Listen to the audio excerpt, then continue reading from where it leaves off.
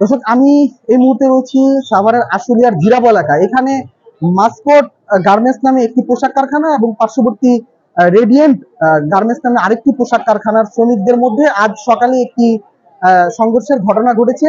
সেই সংঘর্ষে আসলে মাসকট যে পোশাক কারখানাটি রয়েছে সেখানকার একজন নারী শ্রমিক ইটের আঘাতে আসলে মৃত্যুবরণ করেছে। এর পাশাপাশি আসলে প্রায় অর্ধশতাধিক শ্রমিক আহত হওয়ার খবর আমরা জানতে পেরেছি। তো এখানে এসে আমরা যেটি দেখতে পেরেছি আসলে যে মাসকট যেই গার্মেন্টস রয়েছে সেখানকার যে বিক্ষুব্ধ শ্রমিক তারা আসলে এই যেখানে কারখানাটির সামনের যে সড়ক সেই সড়কটি আসলে অবরোধ করে এখানে আসলে অবস্থান নিয়েছে। এর পাশাপাশি বিপুল সংখ্যক আইন শৃঙ্খলা বাহিনীর সদস্যদেরকে আমরা এখানে দেখতে পাচ্ছি। এখানে পুলিশ, জেলা পুলিশ, শিল্প পুলিশ, তারপরে সেনাবাহিনী, আর্ম ব্যাটালিয়ন পুলিশ সহ আসলে অসংখ্য আইন শৃঙ্খলা বাহিনীর সদস্যদের আমরা এখানে দেখতে পেয়েছি। এবং এখানকার আসলে যে বিক্ষুব্ধ যে শ্রমিক যারা রয়েছে তাদের সাথে আমরা কথা বলে যে বিষয়টি জানতে পেরেছি, আজ সকালে মাসকট গ্রুপের যেই পোশাক কারখানার যে শ্রমিক যারা রয়েছে তারা আসলে কারখানায় কাজে যোগ দিতে এসে যেটি জানতে পারে যে তারা দেখতে পায় যে তাদের প্রধান যে ফটকটি রয়েছে কারখানায় প্রবেশের, সেই ফটকে একটি 3 মাসের একটি আসলে